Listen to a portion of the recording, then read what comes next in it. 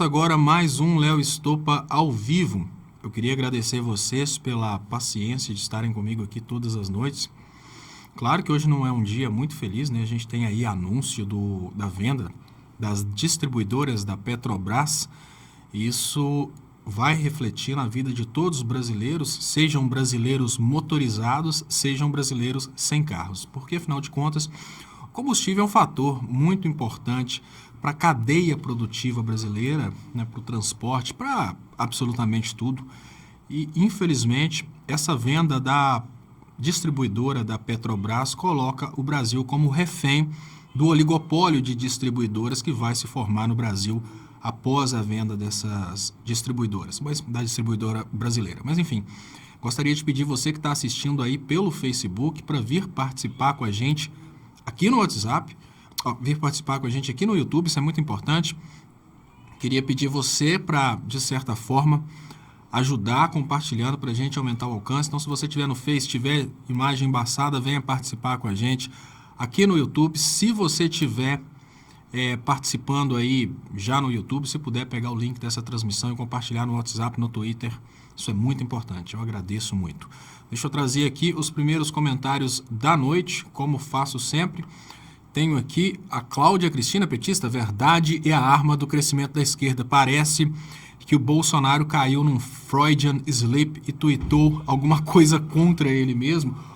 Ou talvez ele esteja já alertando a população. Quem sabe o Bolsonaro não está se sentindo pressionado para lutar contra os brasileiros, agora vender tudo, e ele está começando a soltar informações aí subliminares para que as pessoas percebam que a verdade não está com ele. Isso é uma grande verdade, a verdade não está com ele. Deixa eu agradecer aqui, Conceição Carneiro. Muito obrigado, Conceição Carneiro, pelo superchat, importante para o crescimento dos canais.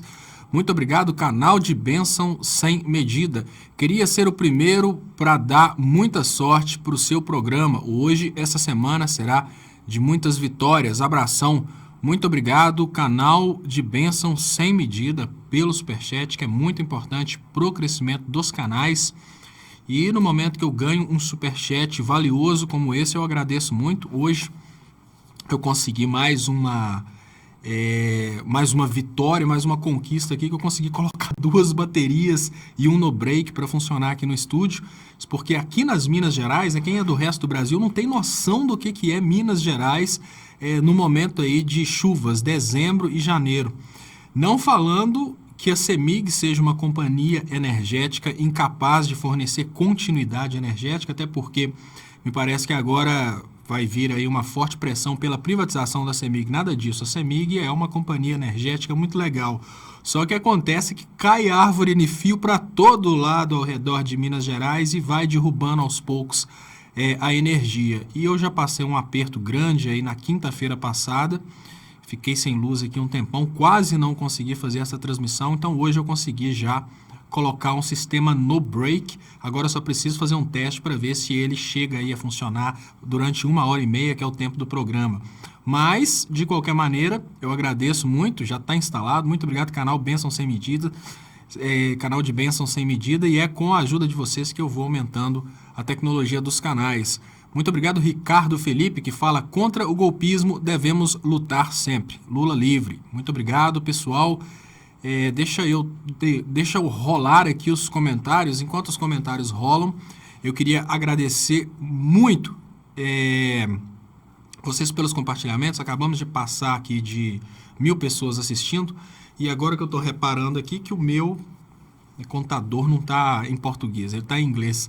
Eu vou contar para vocês, o contador está em inglês, porque ontem eu fui fazer uns pedidos de ajuda no Google, no YouTube, e eu cismei que se eu pedisse em inglês eu conseguiria chegar num atendente que tivesse fora do Brasil para tentar descobrir por que o meu canal não aceita o clube dos canais. Eu tenho uma impressão que tem alguma coisa maldosa acontecendo dentro do YouTube, alguma pessoa que não gosta muito do que eu falo. Tomara que essa pessoa tenha dinheiro para comprar uma gasolina aí ao dobro do preço, e durante esse programa eu vou falar com vocês principalmente por que essa ilusão que é vendida para as pessoas aceitarem as privatizações, essa ilusão de que as privatizações vão trazer concorrência e essa concorrência vai acabar diminuindo o preço dos produtos. Hoje eu quero falar exatamente a respeito disso. As pessoas as pessoas não têm noção do que são as intenções dessas empresas de petróleo e o que são as intenções da elite brasileira pro Brasil, e elas acabam caindo realmente nessas balelas do tipo, não, deixa privatizar, porque se privatizar as coisas vão melhorar. Não, privatizar distribuidoras de combustível no Brasil é bem diferente de privatizar distribuidoras de combustível, por exemplo, nos Estados Unidos. Isso porque as intenções das elites para o Brasil são diferentes das intenções das elites americanas para os Estados Unidos, ou até mesmo das elites europeias para o seu próprio povo. E nesse momento eu falo como Bolsonaro tem conseguido ser um grande educador. Isso porque ele vai mostrar para o povo brasileiro o que é ser pobre. E o mais importante, ele vai ficar para a história brasileira, pelo que parece, como o pior presidente da história. E mais, uma coisa que as pessoas vão tentar fazer, né? Pelo menos essa geração nossa que defendeu o Bolsonaro, ela vai desesperadamente, alguns eleitores do Bolsonaro vão tentar desesperadamente defender o Bolsonaro, e já estou vendo pessoas falarem coisas do tipo, olha, teve que privatizar a Petrobras porque o PT quebrou a Petrobras. Não, Bolsonaro está pegando o governo com 380 bilhões de dólares em reservas internacionais. Falar comigo que ele precisa vender patrimônio público para governar, isso não faz sentido. Ele está vendendo patrimônio público porque é uma dívida de campanha, faz parte do acordo com as elites. Fala sobre a entrevista do Aquias Santarém na quinta-feira. Abração. Muito obrigado, canal de Bênção Sem Medida. O canal de Bênção Sem Medidas organizou aqui no canal Leonardo Estopa e também no canal Aquias Santarém uma espécie aí de junção dos canais para um bate-papo conjunto na quinta-feira. Então, eu participo de uma entrevista no canal Aquias Santarém na quinta-feira e provavelmente o Aquias Santarém vai participar também desse programa aqui às 10h30 da noite no canal Leonardo Estopa. Então, é muito importante que vocês estejam presentes na quinta-feira para vocês prestigiarem o professor Aquias, está fazendo um trabalho maravilhoso, aí, trabalho progressista maravilhoso no YouTube, e isso vai de encontro àquela ideia que eu tenho trazido há um certo tempo, da união dos canais de esquerda como uma grande família lutando contra o entreguismo, lutando contra o antinacionalismo.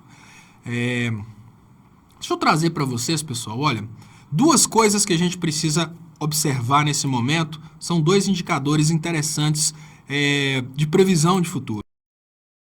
O primeiro indicador de previsão de futuro é um teste antecipado, porque imaginem o seguinte, ninguém sabe o que vai acontecer, se será realmente possível privatizar tudo e qual vai ser a reação do povo quanto às privatizações. Vamos observar de uma forma bem conspiratória duas notícias que estão na página do Brasil 247 e vamos tentar entender o que essas duas notícias juntas falam com a gente. Primeiro, ação contra Haddad. Haddad vira réu. A gente sabe aí que são vários políticos do Brasil com casos claros de corrupção, como, por exemplo, o Aécio Neves, gravado. A gente tem também o Temer, que provavelmente vai fazer parte do governo Bolsonaro. Com tantas pessoas para serem processadas por corrupção, por que o Haddad? O Aécio deve cantar agora, por que não eu?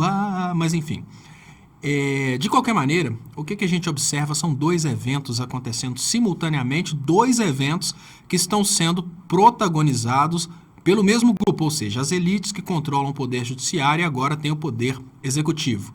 A gente tem ao mesmo tempo uma ação contra o Haddad e ao mesmo tempo a gente tem uma declaração de que tudo vai ser vendido. Essa declaração de que vão vender as distribuidoras da Petrobras é, sem dúvidas, um aviso que absolutamente tudo vai ser vendido. O que será que isso pode significar? O que será que esse efeito conjunto pode significar? Eu já começo a ver pesquisas não oficiais indicando uma queda na popularidade do Bolsonaro, a possibilidade de um grito da população pela anulação dessas eleições para ter aí uma nova oportunidade de votar na esquerda, e é por esse motivo que eu vejo que aquilo que a gente chama de direita, mas eu chamo de entreguismo, já começa a fazer uma campanha política para destruir a nova liderança da esquerda. Gente, precisamos admitir que o Haddad, se não fossem os fake news, se não fosse a mamadeira de piroca, se não fosse o kit gay, se não fossem os fake news do Bolsonaro, o Haddad estaria eleito, o que significa que é uma grande liderança de esquerda, uma liderança muito importante. Obviamente não podemos imaginar a possibilidade de dizer que é uma liderança tão importante quanto o Lula, que isso nunca vai existir no Brasil, mas uma liderança importantíssima na esquerda que agora começa a ser perseguida, começa a ser exposta como envolvida em casos de corrupção, mas 4 anos antes das eleições.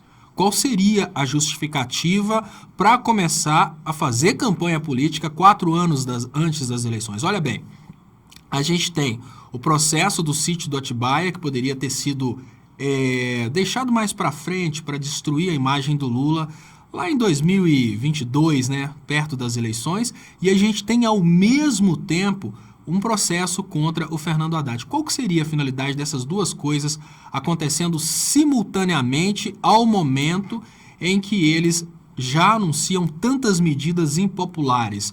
Pode ser que eles já comecem a trabalhar uma impossibilidade do povo gritar pela volta da esquerda. Eu não acredito que esse povo grite pela volta da esquerda, porque a esquerda não está sabendo comunicar com o povo. Mas a estratégia do entreguismo já começa a perceber a possibilidade de uma revolta da população por causa das medidas impopulares, como fim dos médicos cubanos, né, ida embora dos médicos cubanos, possibilidade de aprovação da reforma da Previdência. O Bolsonaro tem a dívida também de acabar com o 13º e férias, e a gente tem agora a venda de todas as estatais. Não imaginem vocês que a gente está falando da venda só das distribuidoras da Petrobras. Obviamente, isso é o início de um processo de privatizações que vai liquidar todo o patrimônio público brasileiro. A pergunta que a gente precisa se fazer nesse momento é quem paga o pato com a venda do patrimônio público brasileiro. Eu vou falar com vocês, mas antes eu queria agradecer a participação de todos vocês. Queria pedir vocês para virem participar com a gente aqui no YouTube. Se você estiver no Facebook, provavelmente a qualidade de transmissão aí está um pouco pendengada, né? Tá um pouco distorcida, mas aqui no YouTube você consegue acompanhar, participar. Aqui a transmissão está acontecendo em Full HD. Então, por favor, venha participar com a gente aqui no YouTube. Deixa eu agradecer Joiana Cerveira.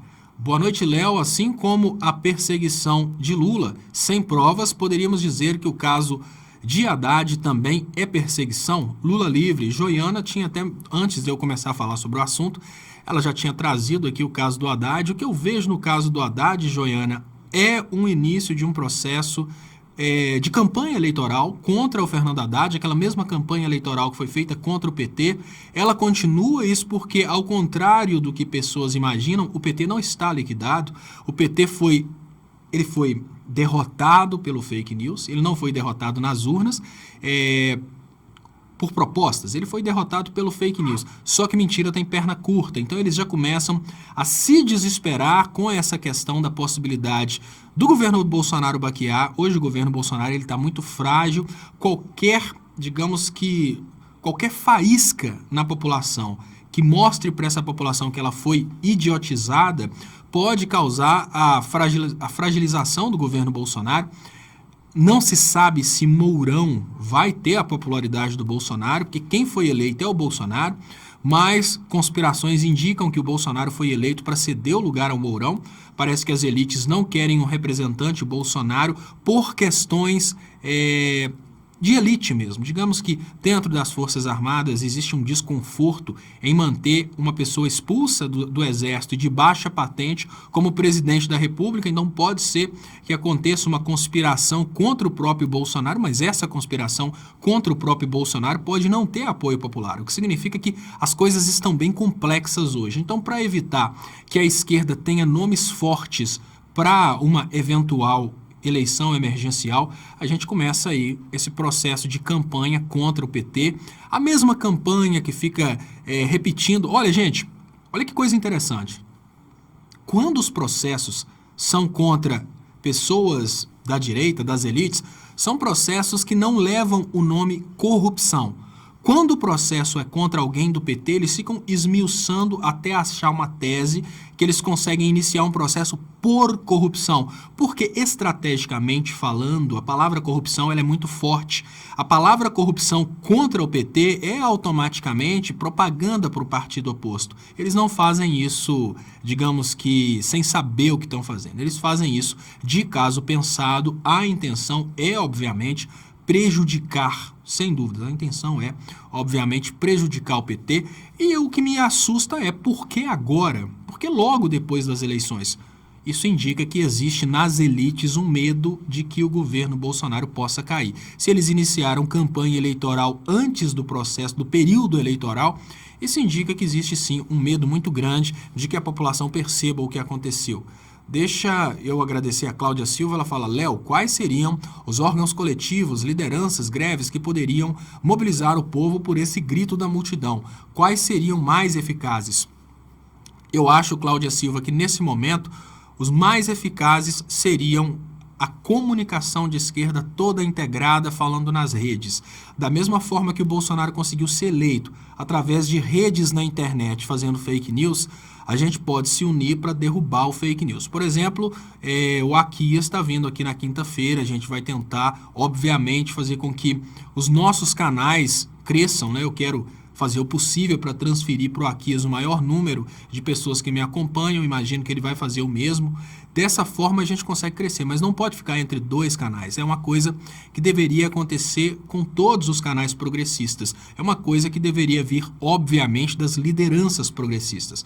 Mas o que eu consigo perceber é que essa esquerda nossa, quando eu falo dos políticos, parece que a esquerda está direita demais. Enquanto a direita está à esquerda demais.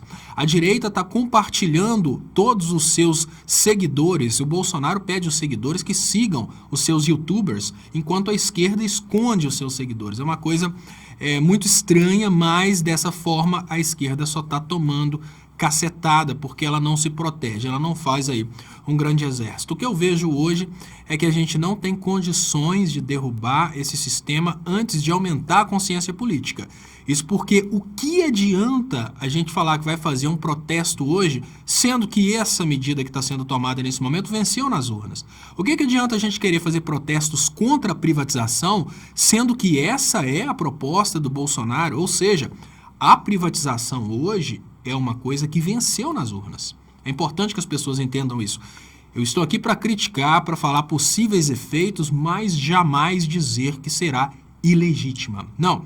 As privatizações agora são legítimas, elas não eram legítimas durante o governo Temer. O Temer ganhou nas urnas com a Dilma, não para privatizar, não para acabar com investimento em saúde e educação, não para governar para as elites. O Temer venceu para fazer a sucessão eventual da proposta da Dilma. Por que o Temer caiu para 3% e por que eu pedi fora Temer durante todo esse tempo? Eu pedi fora Temer porque o Temer tomou o poder na marra, através de um golpe, e implementou um projeto completamente o contrário daquele projeto que ele propôs nas urnas. E foi isso, obviamente, que acabou derrubando um pouco da popularidade do PMDB. O que a gente precisa fazer nesse momento é entender que esse projeto venceu nas urnas. Podemos criticar as privatizações, podemos falar sobre os possíveis efeitos das privatizações, mas uma coisa que a gente não pode sonhar em fazer é pedir fora Bolsonaro por causa das privatizações. Não, ele está cumprindo aquilo que ele prometeu. Ele prometeu privatizar. Cláudia Silva manda um boa noite e fala: quais são as possibilidades dessa criatura não tomar posse? Existem, sem contar com o STF, apoio dos militares? Olha, Cláudia Silva, a possibilidade do Bolsonaro não tomar posse existe. Mas a possibilidade de quem realmente venceu as eleições não tomar posse é muito remota. Bolsonaro é só um personagem em todo um sistema que quer privatizar, comprar as empresas nacionais. Esse sistema vai tomar posse de qualquer maneira, seja através do Bolsonaro, seja através do Mourão. Isso é muito importante. Não adianta, e eu falo com vocês, dos males o menor vai ser o Bolsonaro ser eleito. Porque vocês já imaginaram, vai ser o Bolsonaro tomar posse. Se o Bolsonaro não tomar posse, o eleitor do Bolsonaro vai falar sempre que, olha, deu errado porque o Bolsonaro não tomou posse. Se o Bolsonaro tivesse tomado posse, tinha dado certo. Ou seja, o governo está garantido como um governo privatista, um governo liberal, com Bolsonaro ou sem Bolsonaro. Esse projeto venceu nas urnas, esse projeto que foi derrotado por 4 vezes, ele venceu agora por causa do kit gay, por causa da mamadeira de piroca, e ele vai ser implementado. Então não adianta sonharmos que esse projeto não vá ser implementado por um milagre. Isso não vai acontecer. O que pode acontecer é, no meio da implementação desse projeto, alguma coisa interromper, como, por exemplo, a conscientização do povo brasileiro. O mais importante é o seguinte: nesse primeiro momento, enquanto o Bolsonaro goza de um pouco de popularidade, eles vão privatizar aquilo que é mais visível, aquilo que a população conhece. Por exemplo, Petrobras. Petrobras é uma coisa que antes, quando se falava em privatizar a Petrobras, causava estranheza e desespero. Obviamente, é a primeira coisa que eles vão privatizar. Logo na sequência, eles vão vir privatizando as coisas menos conhecidas. Então, primeiro, privatiza-se a Petrobras, para depois privatizar a Correios, que é muito conhecido, privatiza-se Caixa, Banco do Brasil, BNDES. Depois que privatizarem absolutamente tudo que o povo conhece, aí eles começam a privatizar as coisas menos conhecidas. Usina hidrelétrica tal, companhia tal, que são coisas que não vão causar tanto apelo. Aí o Bolsonaro já pode ter menor popularidade, né? Para privatizar Petrobras, Eletrobras, Banco do Brasil, Caixa, essas coisas, o Bolsonaro precisa ter muita popularidade. Num segundo momento, para privatizar as coisas menos conhecidas, ele já consegue privatizar com menos popularidade. Muito obrigado. Canal de bênção sem medida. Sou tão grato ao Lula que teria coragem de ficar na prisão no lugar dele durante uma semana para ele ficar com netos dele. Muito triste a situação do Lula. Muito obrigado, canal de bênção sem medida. E olha, o que eu falo com vocês aqui, pessoal, é o seguinte. A mensagem que o povo brasileiro... Quando o povo brasileiro deixa o Lula preso, a mensagem que está sendo enviada não é uma mensagem de luta contra a corrupção, não. O eleitor do Bolsonaro insiste em pensar que a gente está enviando uma mensagem de luta contra a corrupção. Não é isso, não. Olha, imagine o seguinte, imaginem um político jovem, imagine uma pessoa que acabou de entrar na política e ela observa, de um lado, o Lula preso, do outro lado, o Aécio solto. Qual que é a mensagem que essa pessoa está recebendo? O que essa pessoa está aprendendo com o Poder Judiciário brasileiro? Que, de um lado, prende o Lula, do outro lado, mantém o Aécio solto, mantém o Temer solto. Que o crime compensa. Só que não compensa investir na população mais pobre. Essa é a informação que está sendo enviada. O que o Lula fez para merecer ser preso? Colocou o pobre no orçamento. Desafiou as elites. O que o Haddad fez para, nesse momento, estar sendo aí processado, né, uma denúncia aceita por corrupção? Desafiou os interesses das elites e quase venceu as eleições. Se não fosse o fake news, kit gay, mamadeira de piroca, a gente não teria o Bolsonaro eleito hoje. Isso deixa bem claro que a mensagem que está sendo enviada hoje é: quem se opuser às privatizações será preso. O político que se opuser aos interesses dos ruralistas em usar agrotóxicos, usar a faixa de preservação, ou seja, mudar a lei ambiental, quem se opuser a isso será preso. O detalhe hoje é que a gente tem um travamento pesado de luta de classes e o Lula está preso simplesmente por ser uma pessoa que representa a classe menos favorecida. Se as pessoas não entenderem isso, as pessoas nunca vão entender como perderam o Brasil que existia antes. Vai continuar essa lenga-lenga de que não, o PT quebrou o Brasil. Peraí, o PT quebrou o Brasil, mas entregou com por 380 bilhões de dólares em reservas internacionais. Esse é o PT, esse é o Brasil que o PT quebrou. Muito obrigado, Cláudia Rose Ribeiro da Silva. Muito obrigado, Cláudia. É muito importante o Superchat para o crescimento dos canais. No momento que eu agradeço o Superchat, eu gosto de agradecer também as pessoas que compartilharam. Acabamos de chegar a 2.000 pessoas assistindo ao vivo. Isso é muito importante. E eu queria pedir você que está no Facebook. Eu vou falar agora, gente, sobre uma parte mais teórica da economia relacionada ao porquê que eu considero a privatização da Petrobras uma coisa errada. E eu queria convidar vocês para compartilharem, para a gente tentar espalhar essa informação para o maior número de pessoas possível. Então, se você puder ajudar compartilhando no WhatsApp, no Twitter, e se você estiver no Facebook, eu peço um carinho especial para você vir participar com a gente aqui no YouTube. O link para essa transmissão está na descrição, tanto do YouTube quanto do Facebook. Então, se você puder vir participar com a gente no YouTube, eu agradeço muito. Aí no Facebook a imagem está embaçada, mas lembrando que aqui no YouTube a imagem está com melhor qualidade. Então, muito obrigado, Cláudia Rose, muito obrigado, canal de Bênçãos Sem Medidas, pelos superchats. Eu vou deixar rolar um pouco aqui os comentários, que eu quero conversar com vocês sobre os efeitos possíveis da privatização da distribuidora. Por que eu chamo atenção ao fato de que privatizar a distribuidora da Petrobras no Brasil não pode, sob hipótese alguma, é uma coisa que não pode, sob hipótese alguma, ser comparada à privatização que acontece em países desenvolvidos? Eu vou explicar para vocês o que acontece. Imaginem que o governo Bolsonaro foi eleito para privatizar, o que significa que ele vai privatizar com o aval do povo. Então, já considerem, obviamente, tanto as distribuidoras da Petrobras quanto a própria Petrobras considerem-as privatizadas. Isso vai acontecer e é melhor já ir se acostumando. Mas não é só isso não. O detalhe é o seguinte: nós temos hoje um conflito travado entre interesse de elites e interesses dos mais pobres. Existe uma ilusão na cabeça do brasileiro de que a privatização pode trazer concorrência e essa concorrência pode até diminuir o preço dos combustíveis. Só que não é bem assim, não. A privatização de distribuidoras de combustíveis não vai acontecer da forma que apareçam aí 500 distribuidoras de combustíveis disputando no território nacional. Essa privatização ela acontece por um pequeno grupo de produtoras, que é aquilo que a gente chama de oligopólio.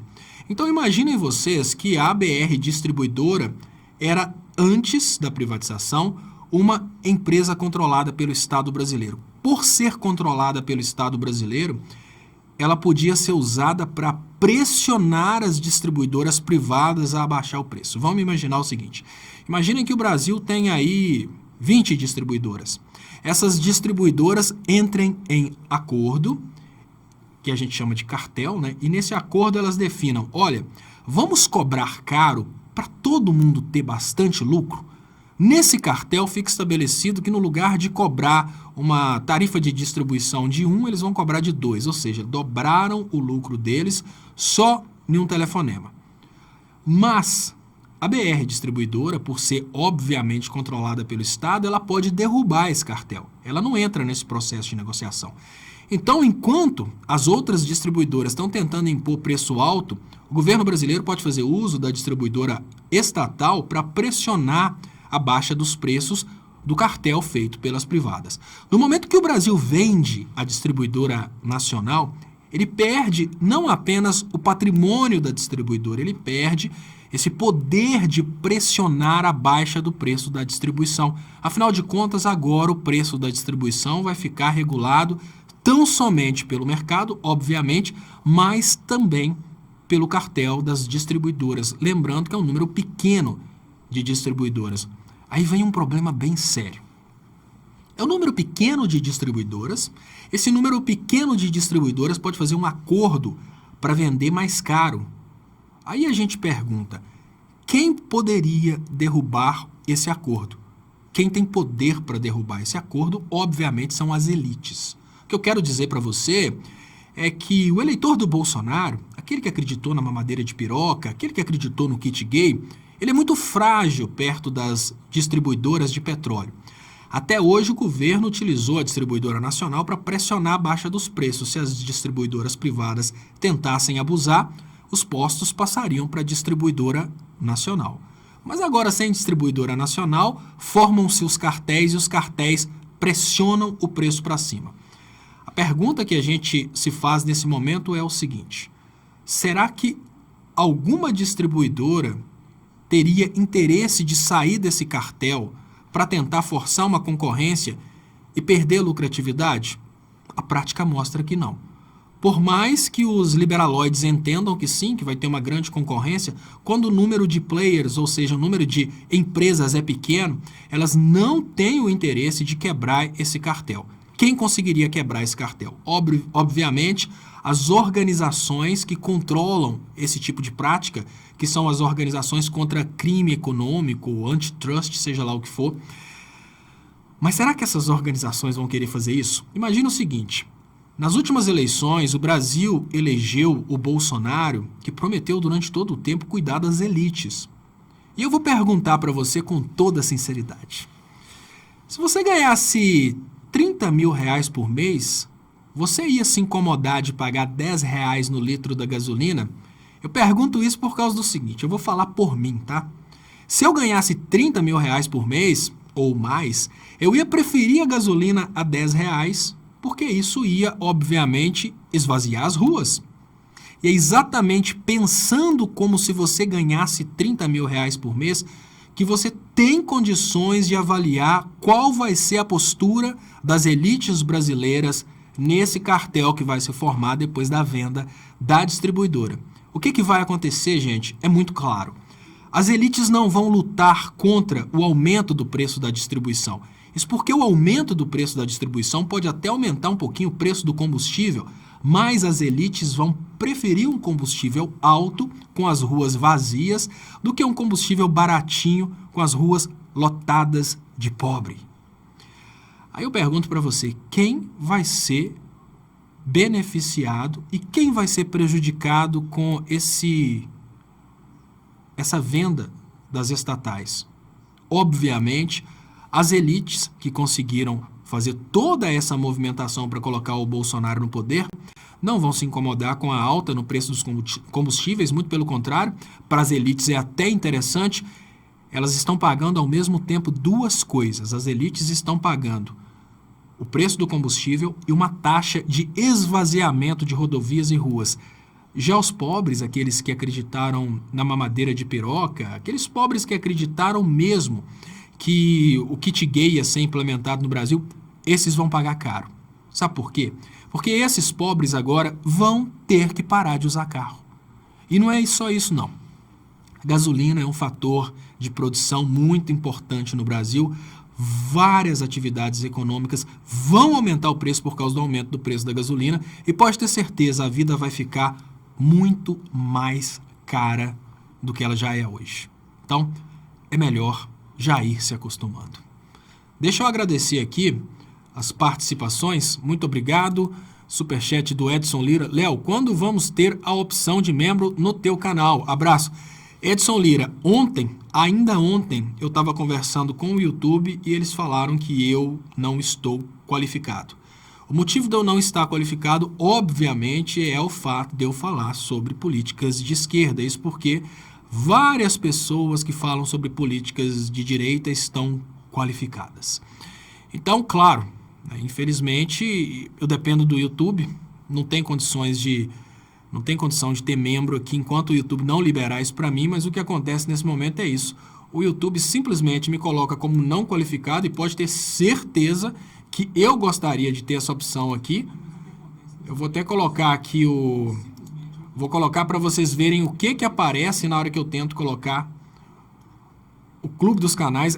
Gente, é deprimente, porque, olha, não adianta eu tentar colocar o clube dos canais para funcionar, eles não me qualificam e pronto. E, obviamente, essa não qualificação ela está ligada ao fato de eu fazer vídeos de esquerda, isso não tem dúvidas. Deixa eu colocar para vocês entenderem o meu drama de perto aqui. Deixa eu ver se eu consigo colocar aqui. Agora sim eu consigo colocar. Olha só para vocês entenderem. Esse último quadrinho aqui, esse último de todos, tá vendo que eu coloquei o negocinho por cima, ele falou não qualificado? Esse é o clube dos canais. Todos os youtubers que têm mais de 50 mil inscritos, eles já têm acesso ao clube dos canais. O que eu imagino, obviamente, que uma pessoa dentro do YouTube Brasil não gosta de mim, ela simplesmente cortou a possibilidade de eu ter o clube dos canais. Então, o que eu faço agora é pedir para vocês que querem contribuir com o meu trabalho, que, por favor, contribuam pela conta bancária, porque através da conta bancária eu posso, obviamente, receber doações, tem aí nas descrições dos vídeos. E tem gente, eu percebi que tiveram pessoas aí que querem apoiar o trabalho, que até colocaram depósitos consecutivos. É lógico, eu perco porque não tem condição do membro aparecer azulzinho, mas se a ideia for ajudar, eu peço para vocês que ajudem através da conta bancária que está anunciada aí dentro do meu canal, né? Está anunciada dentro da descrição desse vídeo. Deixa eu crescer de novo aqui para voltar à leitura. O Roberto Delgado, ele fala: Elite é Blumley, Odebrecht, filho do Lula, Dirceu, Paulo R. Costa, entre outros. Cartel é OAS, Odebrecht e tantas outras que levaram dinheiro para o PT. Não é só para o PT não, ué. Essas empresas aí levaram dinheiro, por exemplo, aqui em Minas Gerais, o governo era PSDB, fez a cidade administrativa e falam que 3% da cidade administrativa foi pro Aécio Neves. Pode ter certeza que é uma coisa muito feia, tá, Roberto Delgado? Esse esquema aí de corrupção na política é uma coisa muito feia. E o que eu chamo a atenção é da importância da gente lutar pela investigação de todos os partidos. Por que você colocou que lavaram dinheiro para o PT? Coloca aí, por exemplo, me parece que no ranking de corrupção o PT está em 7º. Então você tem que colocar, para você colocar o PT, você tem que colocar 6 partidos antes. Então não tem problema, você coloca uma lista de partidos e coloca o PT lá depois. Os esquemas de vendas de decisões parlamentares envolviam, por exemplo, eu acho que o partido que está liderando é o partido Bolsonaro, o partido que ele foi deputado, o PP. Então coloca toda a lista aí e pode ter certeza. Elite, nesse caso aí, para se beneficiar do aumento do preço dos combustíveis com a liberação das ruas, não é necessariamente uma elite milionária. É uma elite aí, classe média alta. Digamos que você vai eu sinceramente, Roberto, você vai se beneficiar. Cá para nós, seja sincero, o que você prefere? Gasolina a R$4 e rua cheia ou gasolina a R$10 e rua vazia? Pelo seu patamar econômico, pela posição que você se encontra na sociedade, obviamente você vai preferir muito mais uma rua vazia e a gasolina cara. Básico, isso é médico. Agora, o detalhe é o seguinte: quem votou no Bolsonaro foram evangélicos que iam para a Igreja Universal ficar com medo da mamadeira de piroca. Será que esses caras vão ser beneficiados por essas políticas? Eu acho que não. Nelson Pereira Júnior, muito obrigado, Nelson, pelo superchat, que é muito importante para o crescimento dos canais. Queria agradecer muito vocês também pelos compartilhamentos. Estamos chegando a 2.300 pessoas assistindo aqui ao vivo. Se você estiver no Facebook, eu peço de coração que você venha participar com a gente aqui no YouTube. Isso é muito importante, porque assim a gente consegue aumentar o alcance da publicação. O pessoal que está assistindo, se vocês puderem curtir essa publicação, clicar no joinha, isso aumenta também o alcance. Nelson Pereira Júnior fala: a Petrobras integrada é o motor da nossa economia, já representou 10% do PIB. Exatamente. Eu fico impressionado. Todo governo descartável é assim, né, gente? Eles entraram no poder, eles sabem que não vão durar no poder, eles precisam fazer absolutamente tudo de uma vez. Olha que interessante, o PT era o contrário. Eles falavam que o PT tinha um projeto de poder. É claro, o melhor projeto de poder que existe é fazer a nação crescer e governar para o brasileiro. Você pode chamar o PT de projeto de poder da forma que você quiser. Eles estavam investindo em saúde, investindo em educação, investindo em capacidade de produção. Isso é um projeto de poder, é lógico. É um projeto de poder que atende os interesses nacionais. Agora, chega o Bolsonaro com um projeto de venda a curto prazo, vender tudo o mais rápido possível, porque eles sabem da fragilidade do governo. Léo, não consigo convencer um bolsominion que PT não quebrou o Brasil. Usei Gini, PIB, taxa de desemprego, tudo que tu ensinou. Diz que índices são maquiáveis. Ele é liberaloide. O que argumentar? Olha, Alana, existe... Vou trazer para você uma outra teoria muito importante nesse momento, que é a teoria de Pareto. Você já deve ter talvez até estudado, que é a teoria do 20-80 de Pareto. Você vai gastar 80% do seu tempo para convencer os 20% de liberaloides mais retardados. Então não perca seu tempo com eles. Perca o seu tempo com os 80% mais convencíveis. Então se você vai perder 20% da sua energia para convencer os 80% mais cabeça aberta. Então não joga seu tempo fora com liberaloides, não. Se você viu que a pessoa viu os índices, viu os gráficos e não consegue perceber aquilo ali, tenha como fanático e ignore. Por mais que a pessoa possa representar algo importante para você, às vezes é um familiar ou coisa parecida, ignora nesse momento, porque a chibata vai trazer a chibata vai trazer a educação, né, Roberto Delgado? Você só lida com conjecturas, com premonições, com catastrofismos. Você anda lendo muito João, o da ilha de Patmos. Não. Vou te dar outra dica aqui, Roberto Delgado. Procure uma ferramenta de tomada de decisão política e econômica que chama-se teoria dos jogos. Então, se você procurar essa ferramenta, você vai entender que o que eu faço é aplicar a teoria dos jogos, levando em conta quem está no poder, quem manda e o que mais vai beneficiar quem manda. Então, não é premonições e conjecturas. Existem ferramentas para tomadas de decisão, como eu fiz política e ciências políticas, e como eu fiz economia, e como eu fiz engenharia de produção. Essa parte de pesquisa operacional, teoria dos jogos, é uma coisa que eu tive que estudar nos 3 cursos. Então, obviamente, tornou-se segunda natureza para mim. Eu já chego e já avalio uma determinada conjuntura política, já pensando já na teoria dos jogos. Quem se beneficia com isso, quem perde com isso, quem tem mais poder de influência, é dessa forma que eu trago minhas premonições. Eu não trago premonições aqui do achismo, não. Tem toda uma teoria por detrás e qualquer um de vocês tem condição de aprender. Chama-se teoria dos jogos e pesquisa operacional. É uma ferramenta usada para tomada de decisões. Deixa eu ler aqui os superchats antes que eles abandonem. A Cláudia Rose Ribeiro da Silva fala: Oi, Léo, o desenho animado da Disney, Chicken Little, mostra muito bem e de forma bastante pedagógica o que está acontecendo no Brasil. O incrível é que foi criado em 1943. Gente, mostra para crianças. Olha, Cláudia Rose Ribeiro da Silva, o mais difícil desses eventos é o seguinte, olha, todo cinema americano, ele explora esses fatores porque é isso que faz ganhar o Oscar. Se você vê Matrix, Senhor dos Anéis, você vai ver críticas ao sistema financeiro, é uma coisa fantástica. O grande detalhe de tudo isso é que não é perceptível, sabe? A pessoa vê, por exemplo, Shrek. Shrek é uma crítica ao governo americano que na época era sustentado pela mídia. Então a fada madrinha, Shrek 1, a fada madrinha na verdade era a televisão. O rei, né, naquela ocasião, era o rei na verdade era o George Bush. Então assim, o que tentavam mostrar naquele momento é como o povo acaba sendo ogrizado perante um rei que é o verdadeiro ogro e que é tornado uma pessoa importante por causa do poder da mídia. Mas quem assiste acha que é um cara verde que casa com a princesa verde. Então, enfim, é muito complexa a situação desses eventos que você consegue perceber uma coisa ali, mas 99% da população não percebe isso. E se você consegue perceber essas coisas, eu vou te dar uma dica.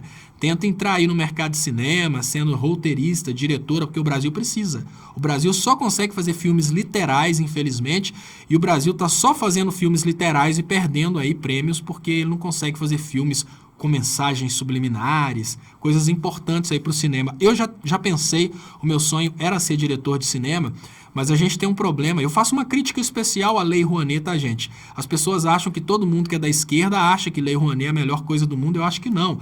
A Lei Rouanet, infelizmente, ela acaba privilegiando quem consegue fazer o projetinho de lei e ela acaba obrigando o cara que faz o projeto de lei a fazer o filme conforme os interesses dos patrocinadores. Então, são 2 problemas. O primeiro problema é que você tem que fazer um projeto de lei que é mais importante que o próprio roteiro, um projeto de obra que é mais importante que o próprio roteiro, e no segundo momento, para conseguir o patrocinador, o roteiro tem que agradar o patrocinador, então você nunca pode falar o que você quer. Essa é a crítica que eu tenho da Lei Rouanet. Então eu nunca tentei aprovar absolutamente nada na Lei Rouanet, porque eu sempre vi a Lei Rouanet mais como um obstáculo do que como uma ajuda. Mas o cinema brasileiro precisa realmente de atitudes disruptivas de pessoas que queiram levar mensagens importantes para a sociedade e não ficar fazendo filmezinho literal, que infelizmente acaba sendo o resultado aí de uma Lei Rouanet que sempre está privilegiando aquelas pessoas que deixam de fazer dramaturgia para fazer uma drama documentário sobre aquilo que o patrocinador gostaria de ver na tela. Canal de bênção sem medida. Roberto gostou do seu trabalho, com a certeza é de esquerda, deve ter vergonha, por isso não se declara.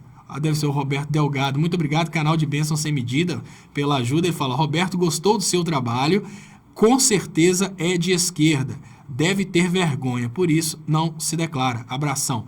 Eu acho que o Roberto está sofrendo aí, está num conflito muito grande, porque o Roberto é de esquerda, mas o Roberto não consegue ver no PT uma representação da esquerda. E isso é um problema que abarca vários brasileiros, não é só o Delgado, tá? Deixa eu ler aqui o comentário do Delgado, que eu guardei aqui porque ele ia embora. Ele fala, o PT corrompeu todos os partidos, já se esqueceu do mensalão? Roberto Delgado fala isso. Marcos Rodrigo G. Gondinho. Léo, o Delgado faz perguntas de forma manipulando o debate com questões que apontam o PT como culpado, fazendo você, de uma forma indireta, culpar o PT. Cuidado. Não, ele tenta me fazer culpar o PT, o Marcos Rodrigo G. Gondinho. E eu acho que ele está tendo aí, na verdade, um conflito muito grande com o PT. Talvez ele tenha sido candidato ou tenha apoiado o candidato de outro partido, ou talvez tenha sido muito decepcionado mesmo, porque ele tem uma personalidade um pouco de esquerda, né? Olha, Roberto, eu conversando sobre a saída da Dilma, isso eu vou falar com vocês aqui, é uma coisa até complexa. Muito obrigado, pessoal, pelos compartilhamentos. 2.400 pessoas assistindo ao vivo pelo YouTube, mais a audiência dos vários canais de Facebook. Eu queria pedir você que está assistindo no Facebook para você vir participar com a gente aqui no YouTube.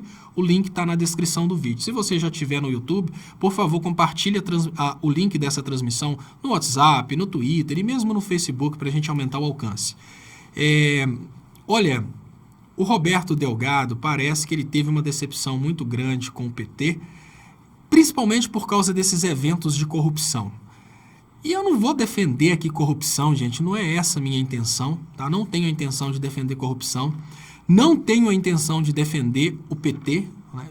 Por quê? Eu não sou filiado ao PT, nunca... Olha, uma breve história do Leonardo Estopa. Eu defendo com unhas e dentes o servidor público, mas vocês nunca vão encontrar uma inscrição minha para concurso público, ou seja, nunca tentei fazer concurso público. Defendo com unhas e dentes o ensino público. Nunca fiz uma inscrição. Estou dizendo assim, nem inscrição. Obviamente, eu nunca fiz um vestibular público, nem inscrição para vestibular público. Eu nem sei como é que faz. Então, eu sou uma pessoa que defende... Eu não uso o sistema de saúde porque eu sou irresponsável. Falar, defendo o SUS com unhas e dentes porque eu tenho noção da importância dele, mas no Brasil... praticamente nunca utilizei o sistema de saúde. Tem um monte de problemas de saúde, porque homem teimoso é assim, né? Sofre dor, fica em casa, resolve o problema na farmácia mesmo. Então, enfim, eu defendo coisas que eu acho que são importantes, não porque elas sirvam para mim. Nunca recebi bolsa nenhuma do governo, ajuda nenhuma. Defendo porque acho que são importantes. Sempre fui empreendedor, sempre tive meu negocinho. Tenho 2 anos de carteira assinada. Esses 2 anos de carteira assinada, eu não podia nem levar o patrão na justiça, porque era meu pai. Defendo com unhas e dentes os direitos trabalhistas, porque eu acho que são importantes economicamente falando, como estabilizador econômico, mas eu particularmente nunca poderia utilizar os direitos trabalhistas contra o meu patrão, porque o tempo que eu trabalhei de carteira assinada foi para o meu pai. Então, durante a minha vida inteira, eu sempre tive um negocinho, ou era de informática, arrumar computador, ou trabalhava de freelancer. Trabalhei em Belo Horizonte 8 anos como freelancer para a mesma empresa. Era, na verdade, vínculo empregatício. Obviamente, 8 anos trabalhando para a mesma empresa, todos os dias, no mesmo horário, no mesmo local, com compromisso de ir. Nunca assinaram minha carteira, também nunca pedi para assinar. Sabe por quê? Porque para mim não faria diferença. Eu teria onde correr se aquilo ali desse zebra, se eu tivesse qualquer problema financeiro, eu tinha um lugar para me enfiar. O detalhe é que para muitas pessoas no Brasil, o estudo público faz diferença. Para muitas pessoas no Brasil, bolsas contra a miséria fazem diferença. Para muitas pessoas no Brasil, um concurso público faz diferença. É o sonho de muita gente. Eu não defendo isso porque eu faço parte das pessoas que utilizam isso. Eu nunca sequer me inscrevi nesses programas. Então, é importante que as pessoas não imaginem que eu faça essa defesa aqui porque eu considero isso importante para mim. Eu considero importante para a sociedade. Tem muitas pessoas na sociedade que vão ficar felizes com a existência disso. Agora, quando eu começar a falar com vocês sobre a questão do mensalão, quando eu começar a falar com vocês sobre a questão de como eu vejo a saída da Dilma, eu não queria que vocês entendessem como eu estou defendendo corrupção, não, sobre hipótese alguma. Então vamos lá. Um grande amigo meu, amigo e professor, Ele é professor quase que pessoal, porque direto ele me dá dicas a respeito de direito, ele é professor de direito no estado dele. E ele é grande amigo meu também. Ele falou comigo o seguinte: Léo, você já parou para pensar sobre a grande irresponsabilidade da Dilma de não ter cedido às pressões do Eduardo Cunha? Eu fiquei impressionado porque essa pessoa que falou isso comigo, ele é professor de direito, é uma pessoa extremamente íntegra e falou comigo dessa forma: você já parou para pensar... Muito obrigado, Renato Ribeiro, pelo superchat. Você já parou para pensar que a Dilma foi irresponsável de não ceder à pressão do Eduardo Cunha?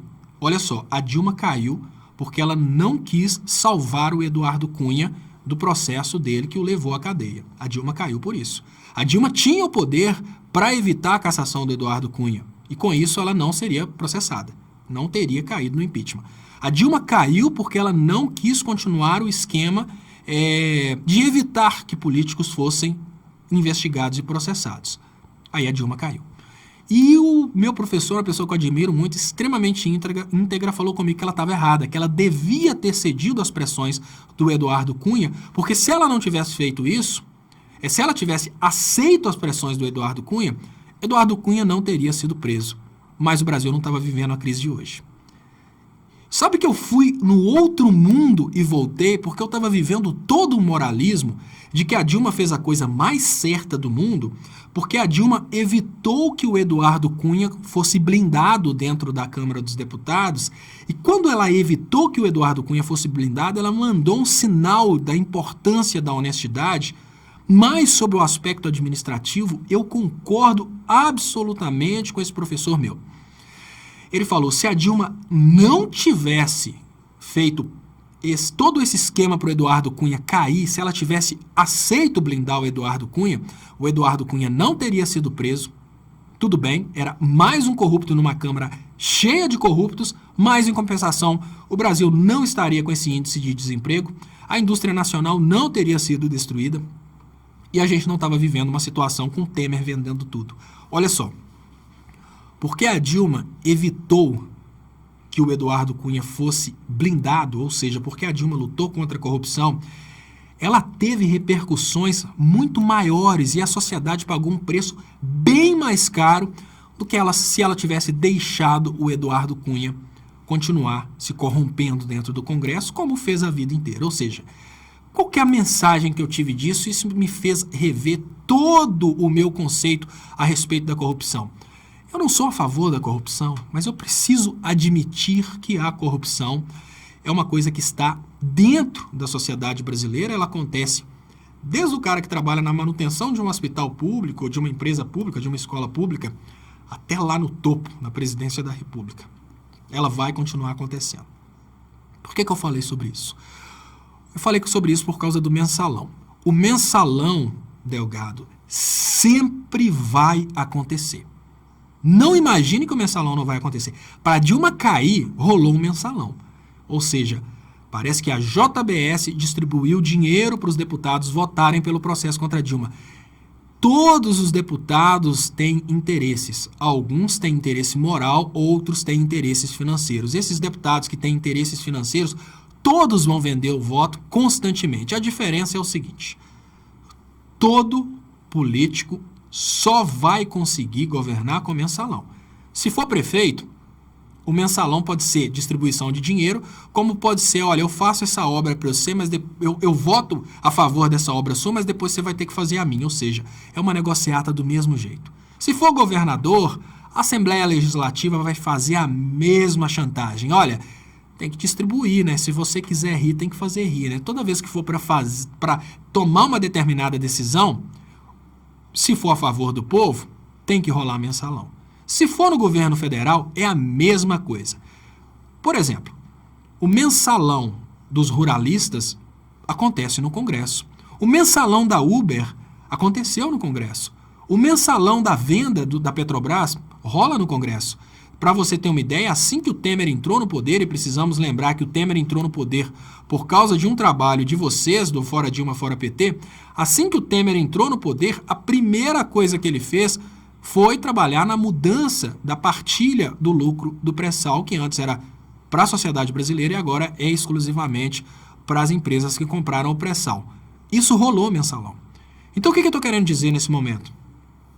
Você não vai acabar com o mensalão. Você usar o mensalão do PT contra o PT, o que você faz, na verdade, é pegar o único tipo de mensalão que era feito para aprovar coisas a favor do povo e criticar e ignorar todos os mensalões que vão acontecer e aconteceram, porém contra o povo. O mensalão, por exemplo, que rolou, obviamente, para aprovar a utilização de agrotóxicos no Brasil. Você é médico, Delgado, você sabe muito bem. Olha, eu sei um pouco a respeito dos efeitos desses agrotóxicos. Eu sou engenheiro ambiental, eu sou engenheiro de segurança do trabalho, eu sei um pouco dos efeitos. Você sabe muito mais do que eu. Você sabe que esses deputados e senadores que aprovaram a utilização desses agrotóxicos receberam por isso. Foi o mensalão. Por que esse mensalão não é criticado? Porque não é a favor do povo. O mensalão do PT, ele foi a única forma, ainda que ilegal, a única forma do PT conseguir fazer um pouquinho para o povo, meu amigo. Se não fosse assim, ele não faria. Então não estou aqui defendendo a corrupção. O que eu estou deixando bem claro é o seguinte: somos um país corrupto dentro do qual é impossível um governo governar sem o mensalão. Ou o mensalão é pago pelo partido que quer fazer pela população mais humilde, ou quando a medida for ser tomada contra a população mais humilde, se é para ruralista, os próprios ruralistas pagam o mensalão. Se é pela Shell, pela venda do pré-sal, a própria Shell paga o mensalão. E a pergunta que eu te faço nesse momento é o seguinte: o governo foi eleito pelo povo. Se todas as decisões parlamentares são votadas se e somente se tiver um mensalão, será que realmente estava errado o governo pagar o mensalão para que as medidas a favor do povo fossem adotadas? Essa é a reflexão que eu te chamo. Olha, não é legal. Mas será que é imoral? Com toda a sinceridade, sem o mensalão, nada seria feito pela população mais humilde. O mensalão é ilegal. Mas será que é imoral? Essa é a pergunta que eu te faço. Porque tem muito moralista falando aí, o mensalão. A pergunta que eu te faço nesse momento é muito simples. Será que valeria a pena o Lula governar e não fazer nada pelos mais humildes? Porque ele só poderia fazer pelos mais humildes se ele pagasse o mensalão? Eu vou contar uma história para vocês que é bem semelhante. Na cidade de Ponte Nova tem um esquema lá, né? Deixa eu ler o superchat aqui que chegou do Ergabros. Leonardo, por que vocês não discutem a fundo a armação da tomada de poder no Brasil? Não cita quem age nas sombras, os maçons, sionistas, iluminatis. Olha, EG Barros, eu não cito isso porque não adianta. Não adianta, com toda a sinceridade. Toda vez que você... Tem vários vídeos meus que eu tento trazer isso à tona e todas as vezes esses caras que você acabou de citar, eles têm legiões de comunicadores para ridicularizar quem fala isso. Pra você ter uma ideia, tudo que eu falo que prejudique, que levanta muito desespero, eles jogam nos grupos para eu ser ridicularizado. Aí quando eu falei sobre o uso de radiação para a morte de inimigos políticos, vieram várias pessoas me ridicularizar, porque eles jogam nos grupos, falam, o Leonardo Estopa falou isso, ele é louco. E com toda sinceridade, não adianta. Você sabe o poder desses caras que você está falando. Você sabe o poder deles. O que adianta eu falar contra eles? Vamos cair na real. Você está falando aí, quando você falou de sionistas iluminatis, você falou dos caras que têm condição de começar e terminar guerras em todo mundo. Você acha que eu falar desses caras adianta? Não adianta. Digamos que dentro da Terra a gente estaria falando de Deus. Uma coisa praticamente sem... Digamos que sem produzir resultado. É por isso que eu não falo, não adianta. Toda vez que alguém traz essa questão, eu peço para vocês que pesquisem sobre isso.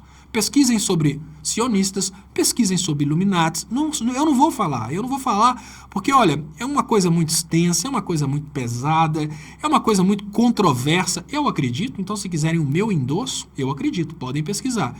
Eu só não vou ficar falando, porque aí eu deixo de explicar teorias econômicas e muitas pessoas aqui vão falar, o cara tá pirando em teoria da conspiração, não quero assistir mais. Infelizmente é isso que acontece. Mas é importante, é uma informação muito importante.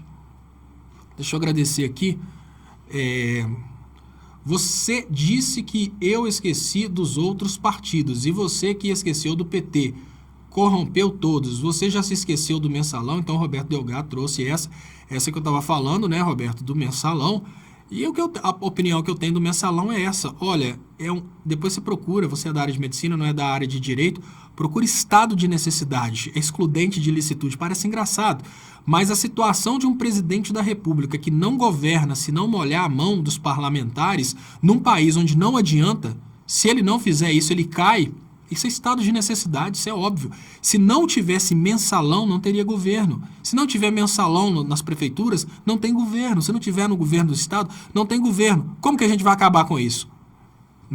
Explicando para o povo que isso é feio. Porque aí o povo vai começar a cobrar. Enquanto a cobrança vier só da mídia para derrubar governos, nada vai adiantar. Léo, se candidato, faça debates contra direitistas e saia dessa caverna onde você é a lei. Já que a esquerda é algo tão bom, ajude de verdade. Muito obrigado, um corpo saudável.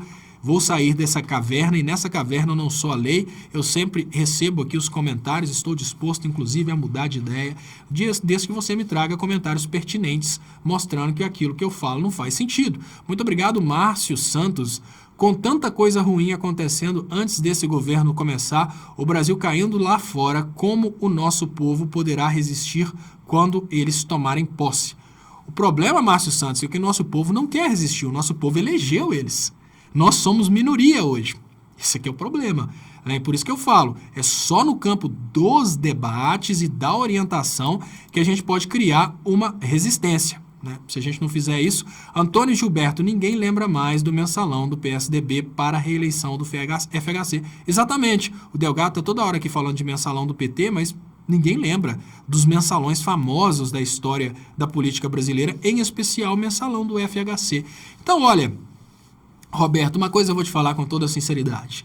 Lá no Congresso, sem mensalão, o governante vira piada. E isso é uma coisa que o Bolsonaro já está fazendo, ele já está servindo as elites, ele já está entregando patrimônio, ou seja, já está pagando mensalão. Então você é a favor do roubo e da corrupção?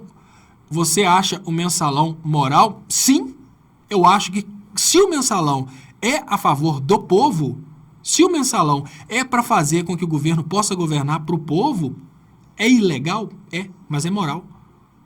Eu acho isso, com toda sinceridade, porque qual que é a outra opção? Com toda sinceridade, qual que é a outra opção? Né? Vamos pensar o seguinte, olha, você precisa salvar uma pessoa que está dentro de uma casa pegando fogo.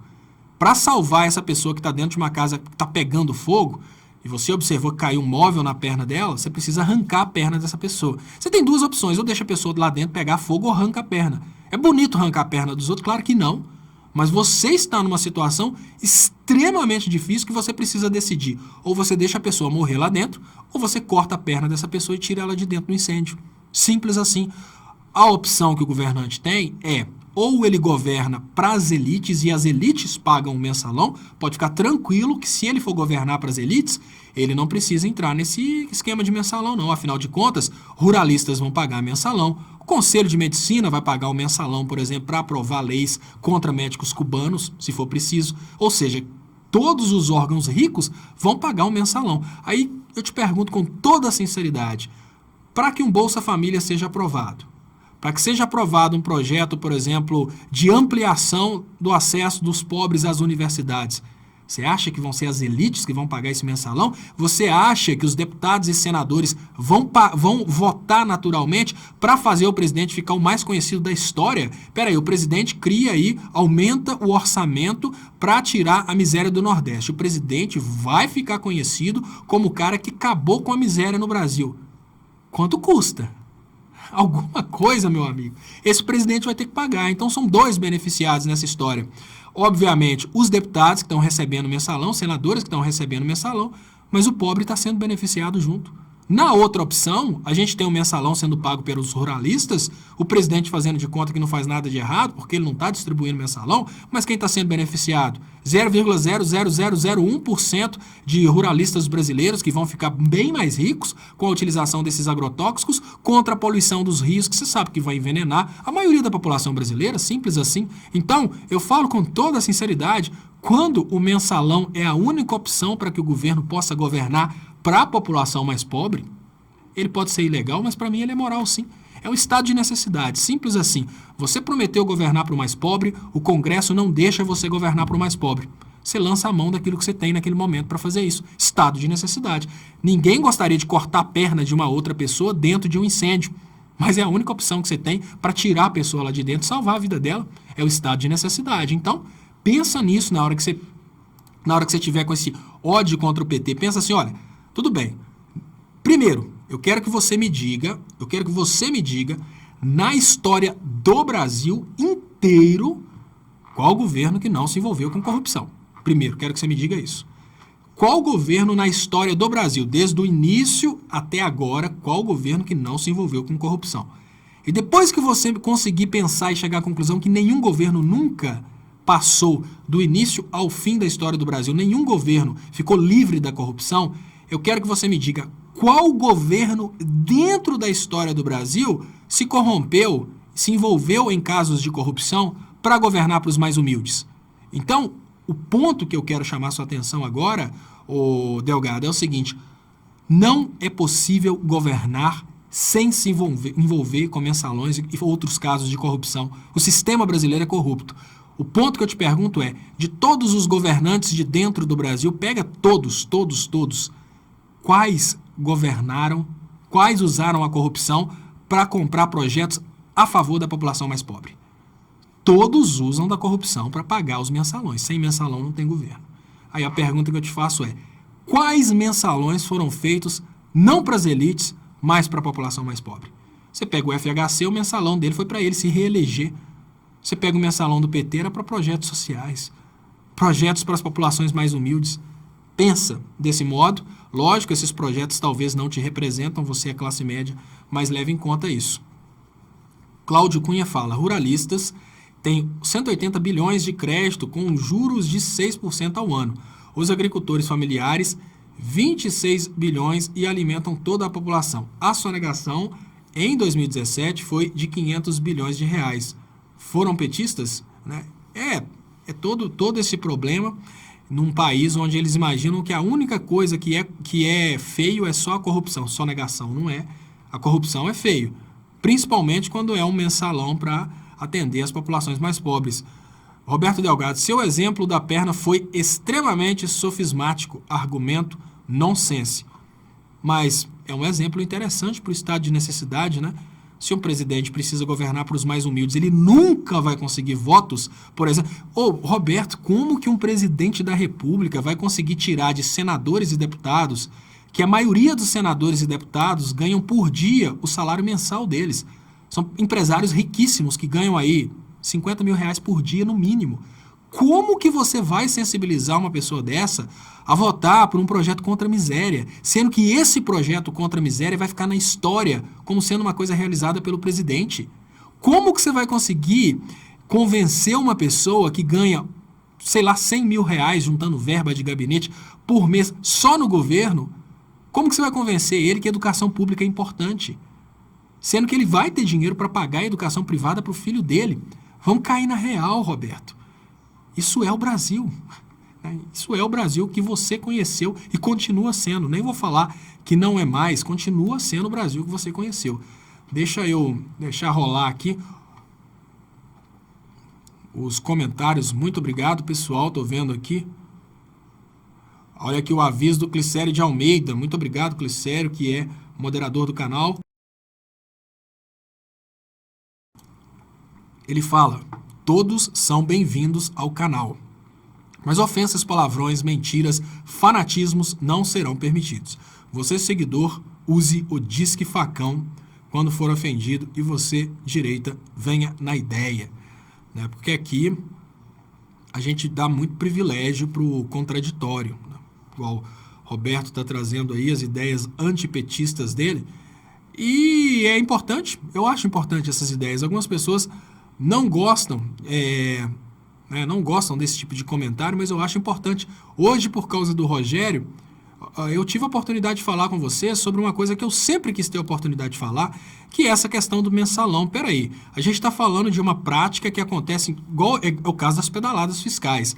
A gente está falando de uma prática que acontece praticamente em todos os governos do mundo, todas as prefeituras, todos os estados, todos os distritos federais e todas as uniões de todas as federações do mundo. No entanto, só a da Dilma que foi processada. Por quê? Porque a pedalada fiscal da Dilma, se tivesse acontecido, teria acontecido pelos mais pobres. Então não é errado pedalada fiscal. É errado quando a pedalada fiscal é uma protelação de crédito de um programa social.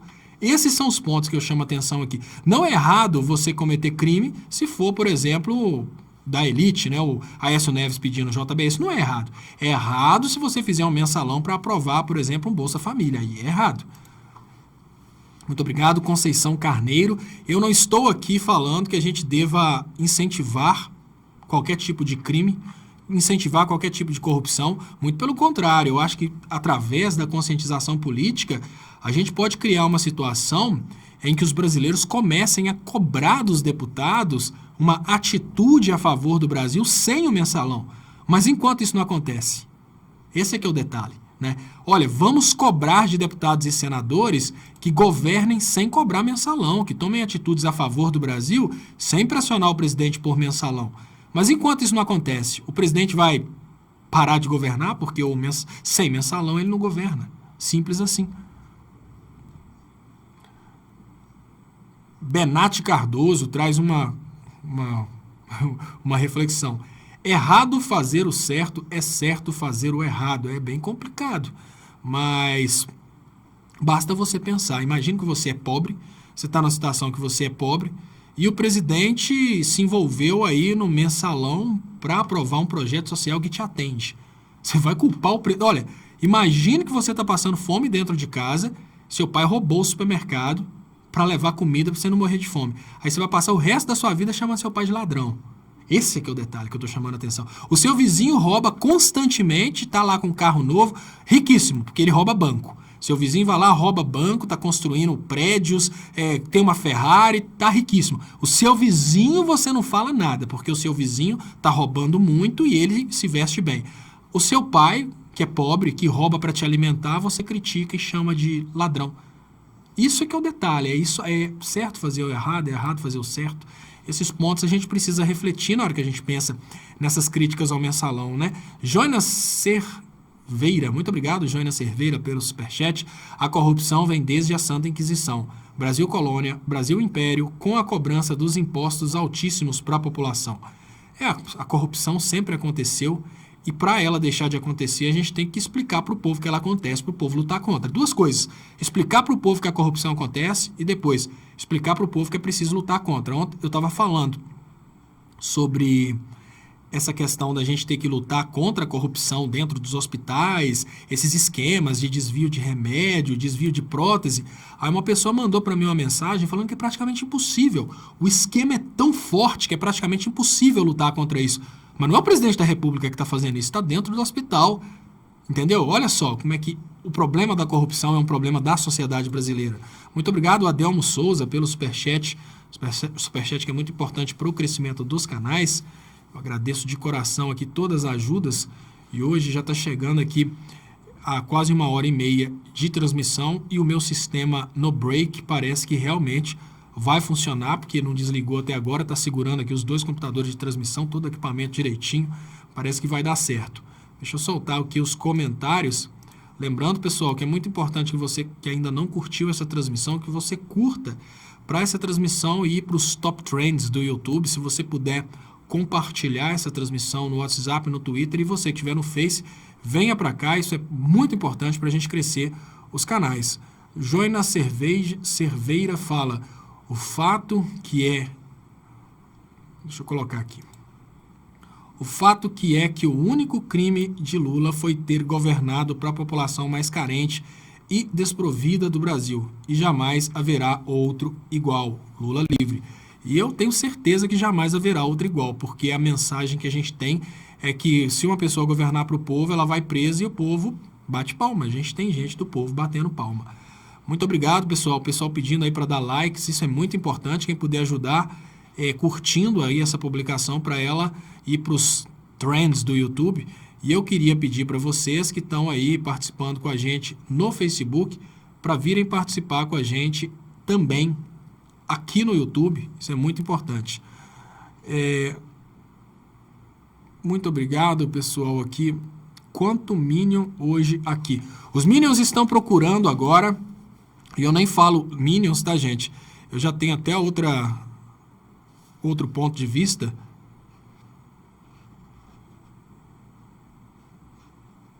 Tá travando, tô vendo que tá travando aqui.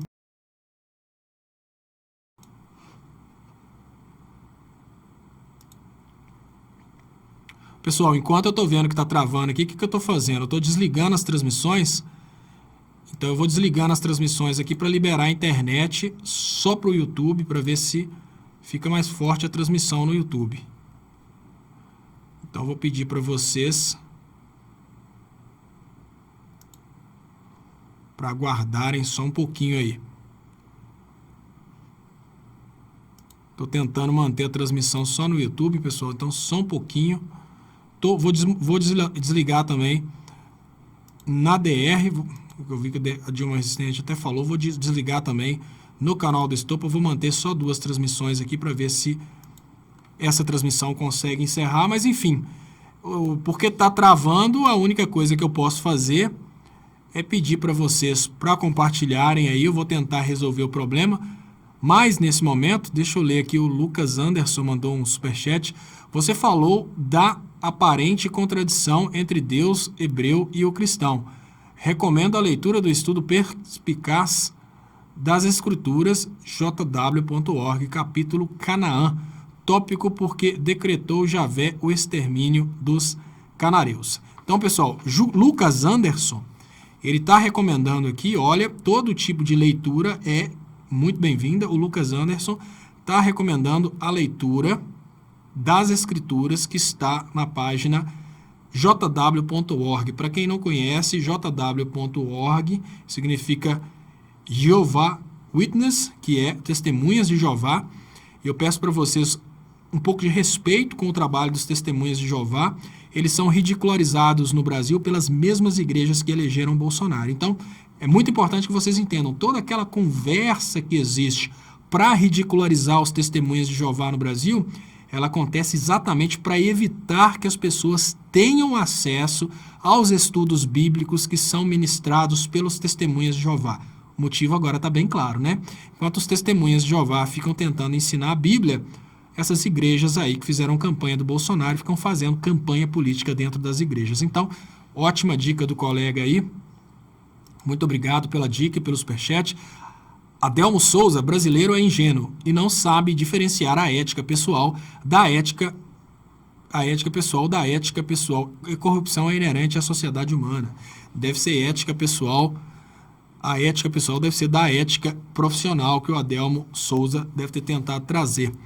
E realmente, olha, as pessoas não conseguem perceber que às vezes, para você conseguir atingir um determinado objetivo, não que os fins justificam todos os tipos de meios, mas se não existe outra forma de atingir aquele fim, você precisa sim pensar na possibilidade de usar meios obscuros, como por exemplo o mensalão. Mas o brasileiro, ele está disposto a aceitar o mensalão do Fernando Henrique, porque gerou a reeleição do Fernando Henrique. O brasileiro está disposto a aceitar mensalões que distribuem dinheiro para Aécios e outros candidatos aí que não fazem nada para a população mais humilde, mas ele se incomoda muito com qualquer tipo de medida que seja tomada a favor dos mais pobres. Esse é um problema seríssimo dos brasileiros. Kelly, Léo, possivelmente, esse Roberto Delgado tem como objetivo direcionar sua live para que você não entre em assuntos relacionados ao Bolsonaro. Se duvidar, ele é financiado por alguém para fazer isso. Kelly. Olha, Kelly, se ele estiver tentando fazer isso, eu acredito que não. Eu acredito que ele está trazendo esse diálogo aqui porque ele acredita que é importante trazer esses tipos de diálogos. Se ele estiver fazendo isso, ele está, digamos que errando, porque ele está trazendo para mim possibilidades exatamente de explicar o motivo pelo qual esses assuntos não me incomodam.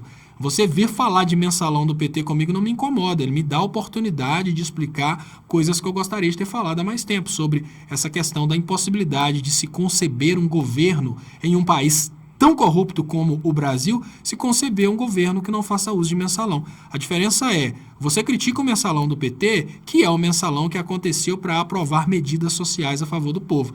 Mas você não critica o mensalão do FHC, que foi feito só para ele ser reeleito. Esse aqui é o detalhe. Agora, desafio, me traga um governo na história do Brasil que não governou através de esquemas de corrupção.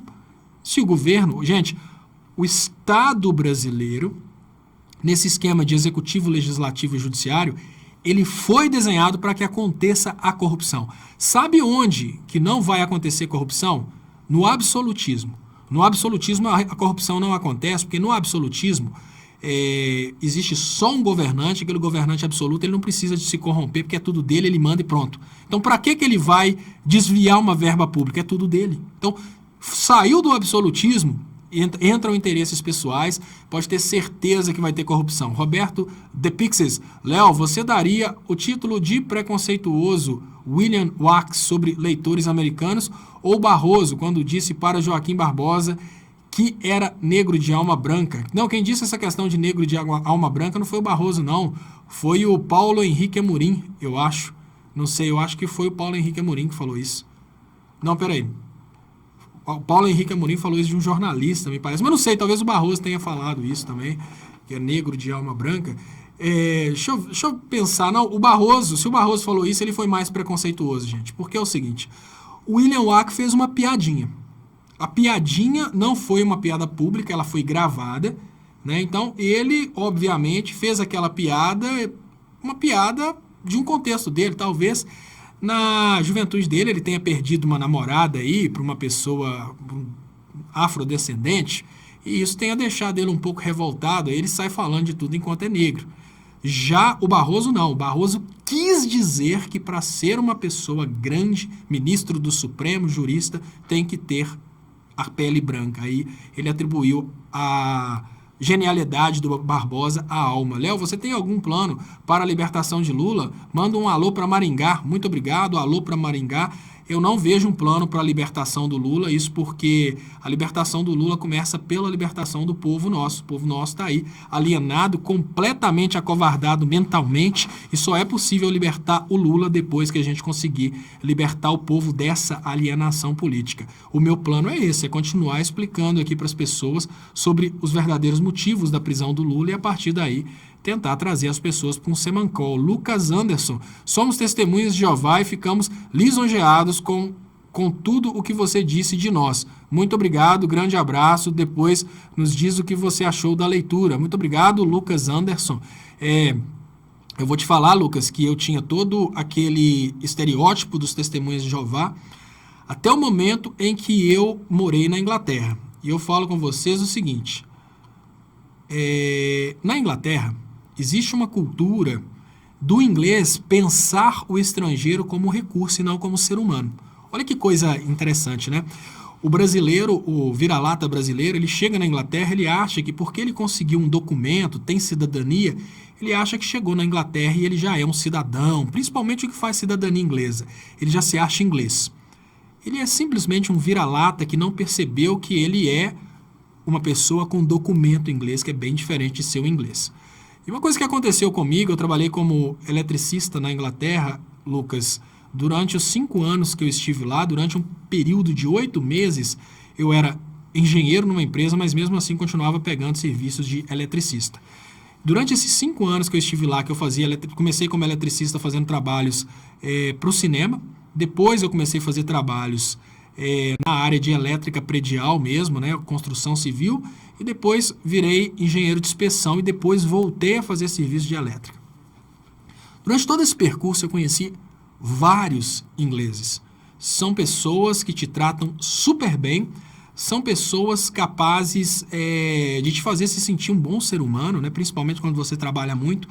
Mas uma coisa que eu percebi, uma única pessoa dentre todos esses ingleses que eu conheci, que era testemunha de Jeová, era a pessoa que conversava comigo como um outro ser humano, batia papo, perguntava do que aconteceu na minha vida no final de semana. Todos os outros conversavam muito bem sobre os assuntos relacionados ao trabalho, com exceção do amigo Alex, que aí é bem diferente, né? Foi um amigo que eu fiz na Inglaterra. Mas das pessoas que eu conheci, assim, ingleses que eu conheci na Inglaterra, todos eles me consideravam como um bom recurso humano disposto a trabalhar, e somente o testemunha de Jeová que eu conheci lá, que teve a paciência de me convidar para passar um final de semana, para ir num final de semana na casa dele para um almoço.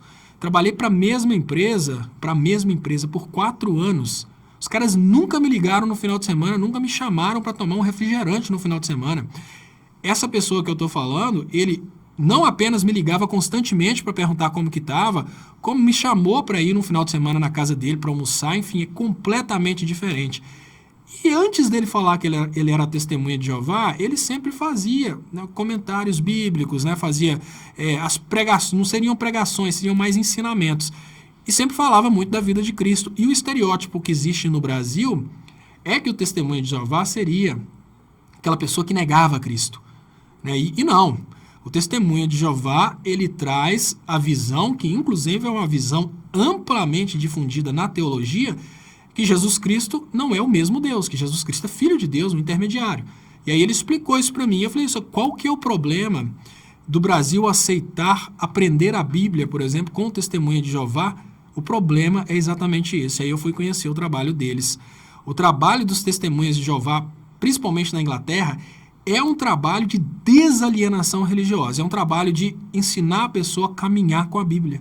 E é exatamente esse processo de apresentar para a pessoa a Bíblia e evitar que a pessoa seja doutrinada por um pastor que fez com que várias igrejas malafaias e felicianas no Brasil trabalhassem aí essa estereotipação e essa criação da ideia de que os testemunhas de Jeová não trariam a religião, não, digamos assim, ridicularizar mesmo o testemunho de Jeová. E tem memes, tem várias palhaçadas a respeito dos testemunhos de Jeová. E eu falo, durante 5 anos de Inglaterra, a pessoa que realmente foi humana comigo, um inglês que realmente foi humano comigo, lógico, lembrando do Alex, que virou amigo pessoal, mas assim, no trabalho, uma pessoa que me conheceu no trabalho, me tratou como um ser humano, foi esse, que é o Jeremy, que é um testemunho de Jeová e que foi o único inglês que me convidou para ir um final de semana na casa dele para almoçar com a família dele. Então, muito obrigado, Lucas Anderson. Eu tenho essa fantástica experiência, e essa experiência minha é, inclusive, antes de eu iniciar o curso de teologia,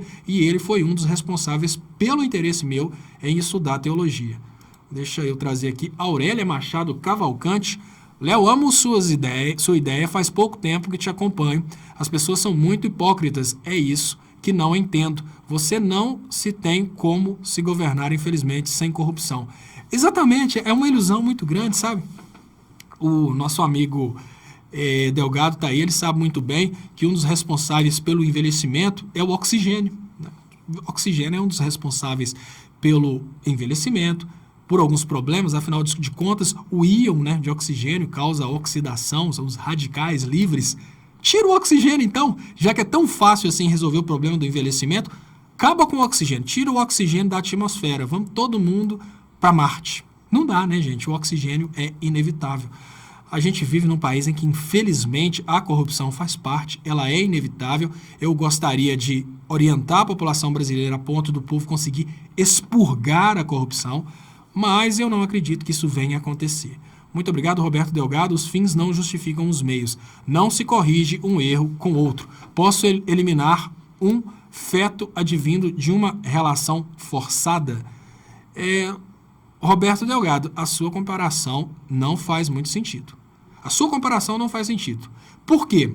Eu estou falando com você sobre uma forma de realizar um ato errado que sempre acontece, que naturalmente acontece, mas para beneficiar os mais pobres. Inclusive, eu vou chamar a atenção de vocês de outro teórico muito interessante, que é o John Rawls. O John Rawls, ele tem uma teoria muito legal, que é a teoria do véu da ignorância, que ele fala que a sociedade deveria ser a mais igualitária possível, que se todas as pessoas pudessem se imaginar pobres, né?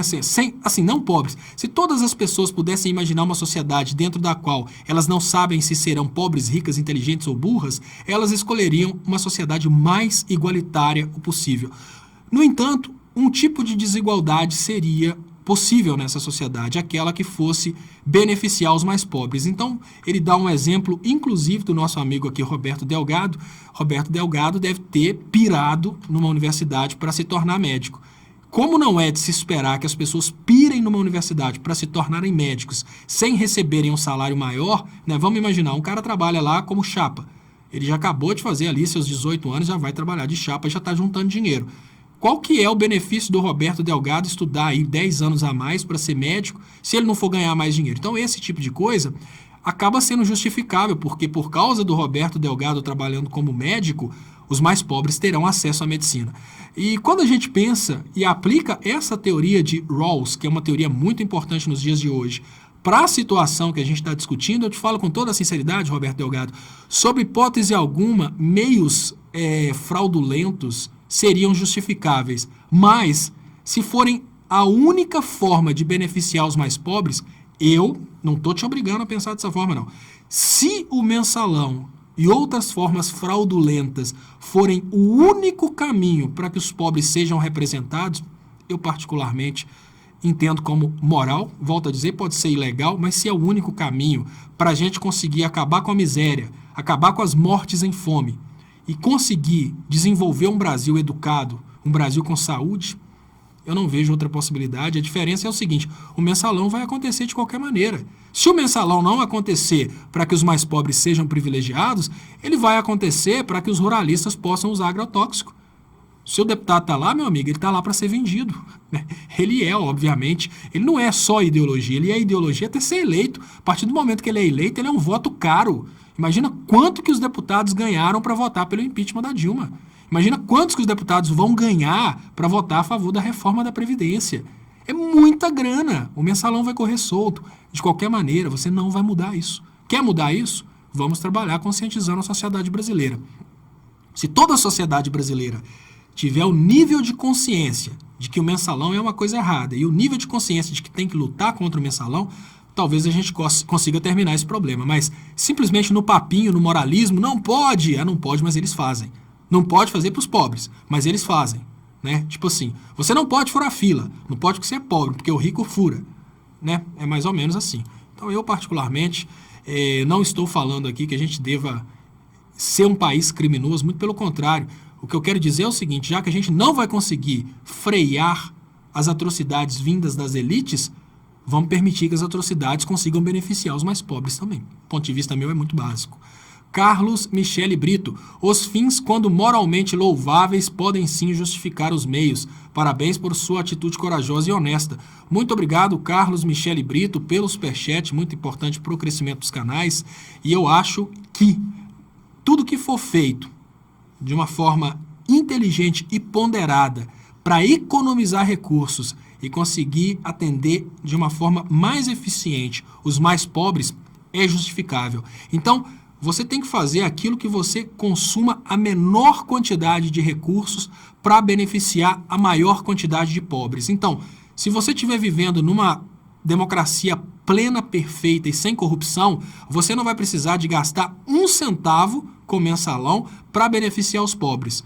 Mas, se a única forma, dentro da corrupção brasileira, da podridão da política brasileira, se a única forma que você tem para aprovar um programa social, para aumentar a verba da educação, para aumentar a verba da saúde, se a única forma é pagando mensalão, que o governo pague esse mensalão, que pelo menos assim ele está pagando mensalão para os mais pobres e não deixando lobistas pagarem mensalão para os mais ricos, porque contra a educação pública, os donos das universidades particulares vão pagar o mensalão para os deputados. Então é um conflito. Se o governo foi eleito para atender o povo, ele precisa usar os meios necessários para atender o povo para o qual ele foi eleito. Então deixa eu agradecer muito a participação de vocês, deixa eu agradecer também a riqueza do debate, deixa eu agradecer aqui os moderadores, o Gilson Tutor, o Clicério de Almeida, Dilma Resistente, tem mais um moderador que eu não estou lembrando o nome, mas eu agradeço, fique agradecido de coração, né? Eu estou tentando ver aqui os que passam constantemente, queria lembrar vocês que agora eu coloco a reprise dessa transmissão, então fique aí com a reprise, muito obrigado.